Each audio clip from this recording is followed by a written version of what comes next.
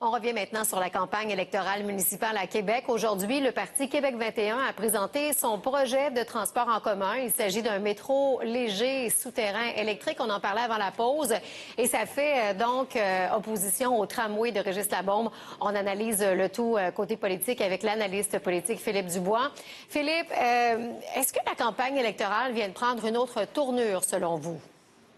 En fait, en prévision du prochain scrutin, tous les partis représentés à l'Hôtel de Ville sont en faveur d'un projet de transport structurant. Donc, on n'aura pas de parti qui va se dire contre le transport en commun. Le débat va porter sur quel type de transport on veut pour la Ville de Québec.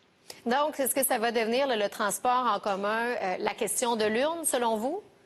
C'est la stratégie de Jean-François Gosselin. C'est une stratégie qui a porté ses fruits dans le passé. Rappelez-vous, en 2017, on disait un vote pour Jean-François Gosselin, c'est un vote pour le troisième lien, dis-je.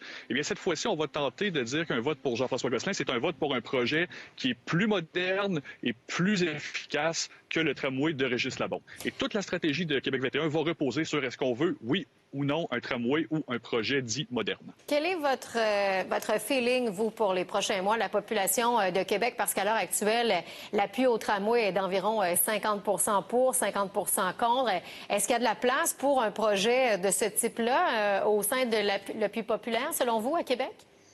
En fait, c'est, je crois, derrière la stratégie de Jean-François Gosselin, c'est justement d'aller piger à la fois dans le 50 qui est pour un projet de transport en commun structurant et le 50 qui remet en doute le tramway de Régis Labaume. Et donc, ce qu'on appelle en politique le wedge politique, la politique de division, où on arrive avec un enjeu qui nous permettra de faire des gains à la fois chez ceux qui sont pour et chez ceux qui sont contre. Et donc, on tente d'aller grappiller des appuis des autres partis en proposant quelque chose qui se distingue d'une offre actuelle de transport en commun qui rallie tous les autres opposants. Est-ce que ça pourrait inquiéter là, ce projet-là, l'équipe Marie-Josée Savard, là, qui est la relève de Régis Labaume, selon vous?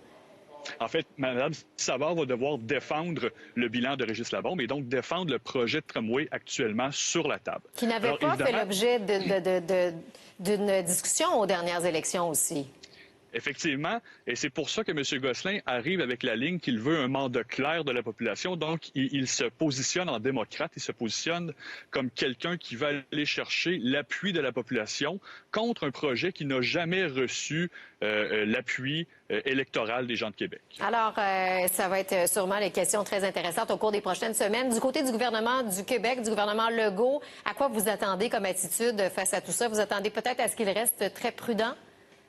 Logiquement, le gouvernement devrait rester prudent, devrait se tenir à l'écart de ce débat-là, parce que la dernière chose qu'il veut, c'est de se faire accuser de favoriser un ou l'autre des candidats à la mairie de Québec. Et on sait qu'il y a des tensions entre l'Hôtel de Ville et le gouvernement du Québec, donc on ne voudra pas rajouter de l'huile sur le feu dans les prochains mois. Voilà, Philippe Dubois, merci beaucoup. Merci, bonne soirée.